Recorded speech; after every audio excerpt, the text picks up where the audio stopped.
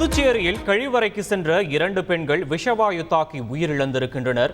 தொடர்பான விவரங்களை செய்தியாளர் எழில் வழங்க கேட்போம். எழில், வணக்கம். என்ன நடந்தது எழில்?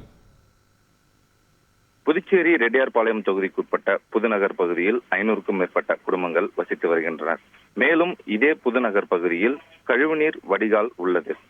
இந்நிலையில் இன்று காலை இந்த பகுதியில் உள்ள ஒரு வீட்டில் கழிவறைக்கு சென்ற பொழுது மூதாட்டி ஒருவர் மயங்கிய நிலையில் விழுந்துள்ளார். இதனை கண்ட அவரது மகள் அவரை காப்பாற்றுவதற்காக சென்ற பொழுது இருவரும் மயங்கி விழுந்தனர். மேலும் இருவரும் மயங்கிய நிலையை கண்ட அவரது பேத்தியும் சென்ற பொழுது 3 பேரும் மயங்கி விழுந்தனர்.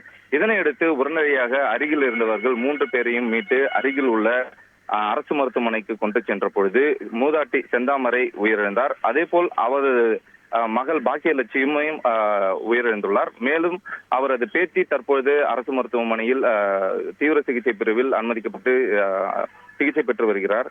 இதனிடையே அந்த புதுநகர் பகுதியில் உள்ள அந்த கழிவுநீர் வடிகாலில் இருந்து கசிவு வெளியானதன் காரணமாக இந்த கழிவறையில் இருந்து விஷவாயு வெளிவந்ததாக தகவல் வெளியாகியுள்ளது.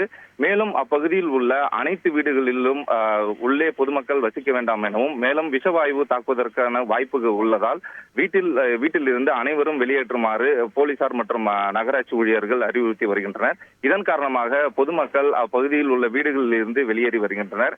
தொடர்ச்சியாக இந்த விஷவாயு கசிவு தொடர்பாக போலீசார் மற்றும் நகராட்சி அதிகாரிகள் தொடர்ந்து விசாரணை மேற்கொண்டு வருகின்றனர்.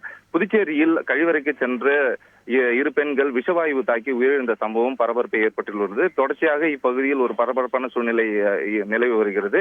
மேலும் விஷவாயு தாக்கி மேலும் அசம்பாவித சம்பவங்கள் ஏற்படாமல் இருப்பதற்காக தொடர்ச்சியாக இப்பகுதியில் வசிக்கும் மக்கள் அனைவரையும் நகராட்சி மற்றும் போலீசார் வெளியேற்றி வருகின்றனர். விவரங்களுக்கு நன்றி எழில். செய்திகளை உடனுக்குடன் தெரிந்து கொள்ள உடனே சப்ஸ்கிரைப் பண்ணுங்க.